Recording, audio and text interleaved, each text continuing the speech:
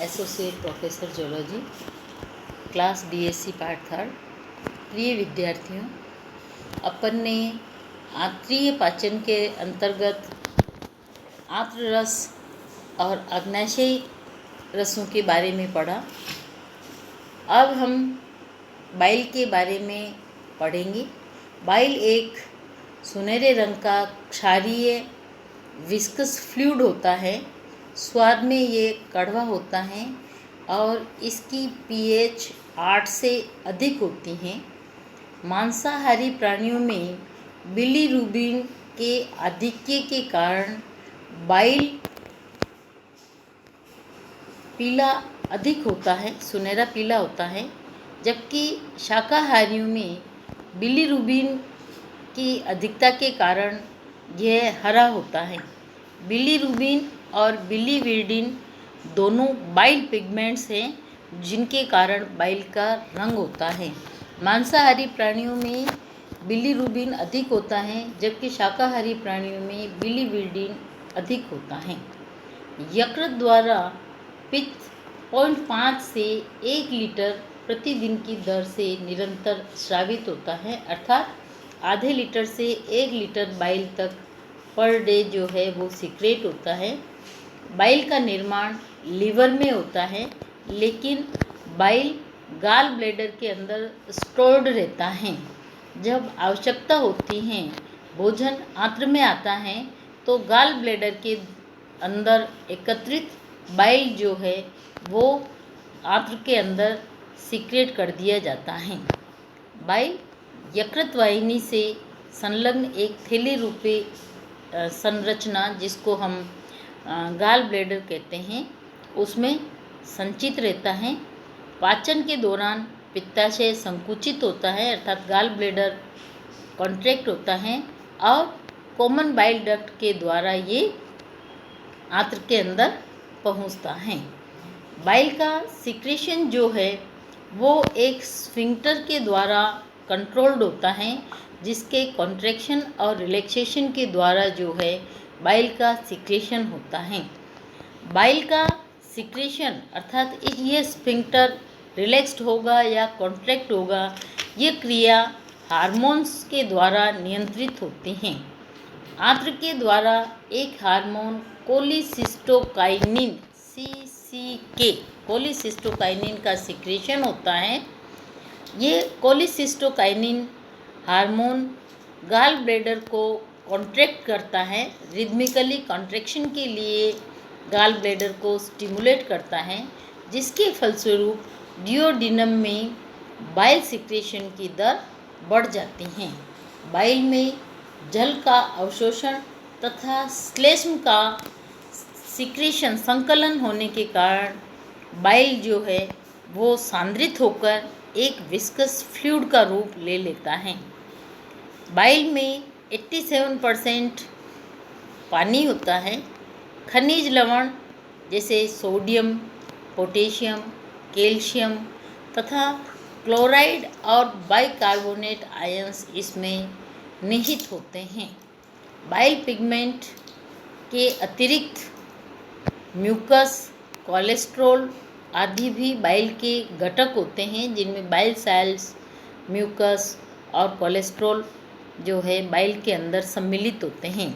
Bicarbonate अम्लीय कायम को न्यूट्रलाइज कर देता है तथा उभय प्रतिरोधी अर्थात एक बफर और लुब्रिकेंट के समान जो है डाइजेशन के दौरान काम करता है।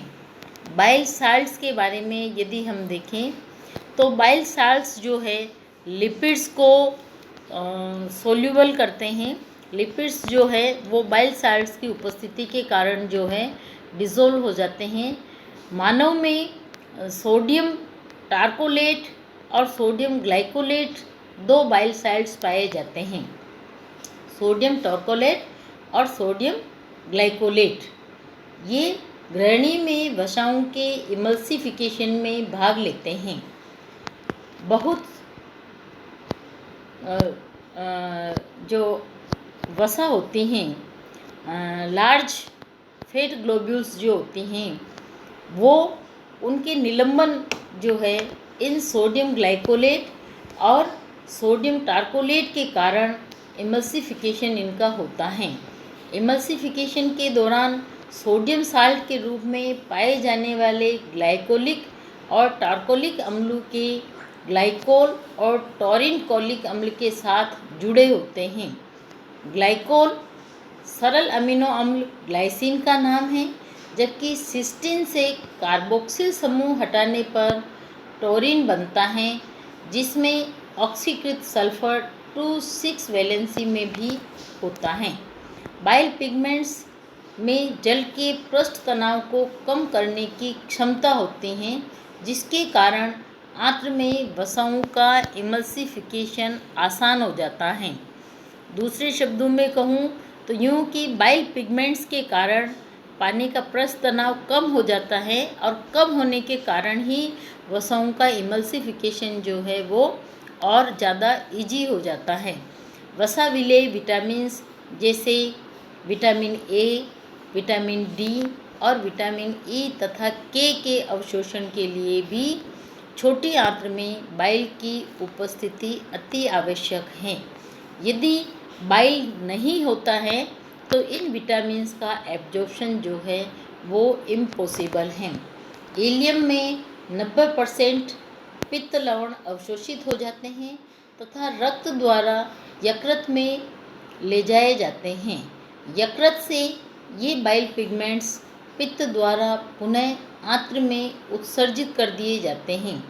इस प्रकार बाइल पिगमेंट्स का पुनर्उपयोग आंत्रीय यकृतीय परिसंचरण एंट्रोहिपेटिक सर्कुलेशन कहलाता है। बाइल पिगमेंट्स को हम उत्सर्जी उत्पाद में भी देखने को मिलते हैं। बाइल पिगमेंट्स उत्सर्जी जो उत्पाद होते हैं हमारे, जो यकृत में टूटे फूटे जो इरिथ्रोसाइट्स होते हैं उनके अपघटन के द्वारा उत्पन्न होते हैं और इनका कोई क्रियात्मक महत्व नहीं होता है। केवल ये उत्सर्जन के कारण ही बाइल के अंदर आते हैं। जैसे कि मैंने आपको पहले भी बताया, बिलीरुबिन और बिलीविरडिन दो बाइल पिगमेंट्स हैं। बिलीरुबिन येलो कलर का होता है, बिलीविरडिन ग्रीन कलर का होता है।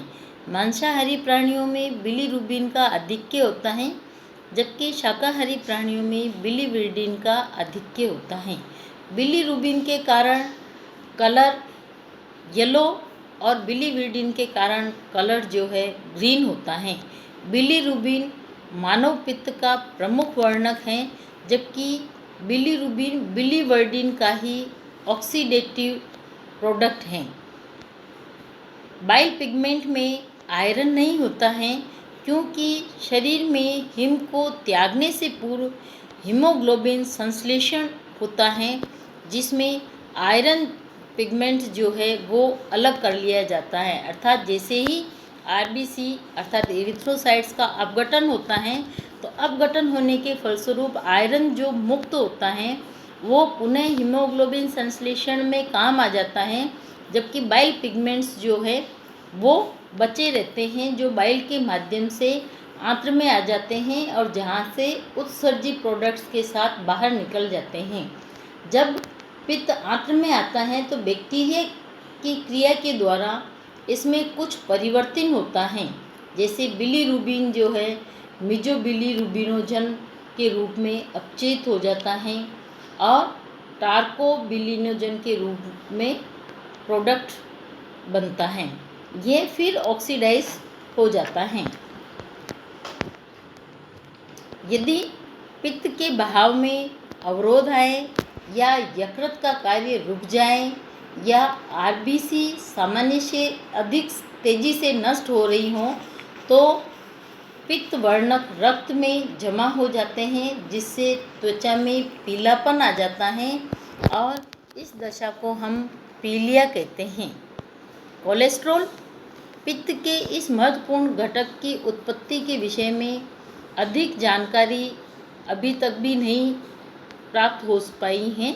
शरीर इसका निर्माण स्वयं भी करता है। ऐसा इसकी पित्त में भोजन से अधिक सांद्रता पाकर निष्कर्ष निकाला गया है। यह एक व्यर्थ पदार्थ माना जाता है जो शरीर से यकृत द्वारा बाहर निकाला जाता है।